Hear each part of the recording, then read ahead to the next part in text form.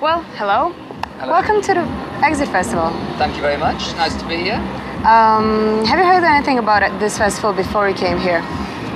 Yeah, we were asked to play it 2 years ago, I think, and it didn't fit in with the schedule. And a friend of mine who's a DJ called Tom Steffen, Super Jumbo. He was here last year. He played here last year and he told me it was really great. He said you should do it if you get asked again. So that's really one of the reasons we're here. And also it's a very strong bill. You know, you look at the bill to these festivals. It's a very strong bill for British acts, I have to say, with Franz Ferdinand, Morrissey, Billy Idol, and the Pet Shop Boys. Nice to see Billy Idol is around again. Yeah, and he was great last time. I heard he was great. I've always loved some of his songs like Flesh for Fantasy. Flesh for Fantasy. I like the combination of rock guitars and synthesizers. Well, what's your favorite pop song? Do you have a favorite pop song? Of all time? Yeah. I think God Only Knows by the Beach Boys. Your songs tend to be ironic sometimes, with some quite strong messages. So do you think that's the only way to get a serious message across, or maybe criticism? I think a serious message is, it's very good to do it in a slightly humorous way. Otherwise, people maybe might ignore it. And also it's sort of more interesting to do it that way. I don't really like directly political songs, for instance, but I like songs with political content. So I guess that's what we try to do. Actually, we do it in a way so you don't necessarily have to notice it's political. So we want them to be entertaining as well. Yeah, it can just be fun if you want to take it that way. Yeah, the entire Pet Shop Boys catalogue's like that. Tell me, do artists wear costumes so they could have a shield to protect them from the audience?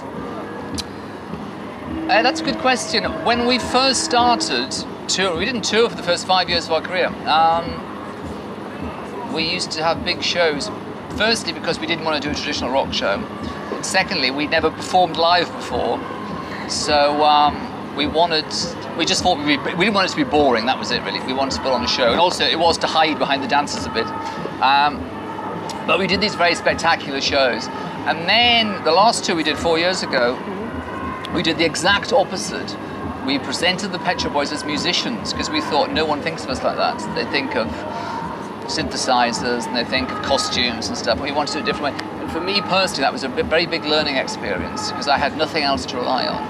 And I think it was a very good learning experience. So the show we're doing tonight, which we're touring at the moment, is it is kind of theatrical. It's a sort of multimedia show. We have other people in it. We have a few costumes and film and all the rest of it. But it's not a disguise, I don't think. It's trying to create, the costumes try to create a mood, which is slightly sinister at the beginning, and then it gets fun, it goes through various things. Do you download music from the internet? I do, I download it legally on iTunes. I must say, I think iTunes is an amazing invention, and it's classic that it wasn't invented by the music business. You know, the music business went on and on and on about downloads. And some kid in California, or some department of Apple in California thought, hey, suppose you can just download every song for $1 each. I mean, why did the music business think of that? It's so obvious. In fact, a friend of mine suggested that to me about 5 years ago. I should have started a business. Do you think that download will kill the record shops?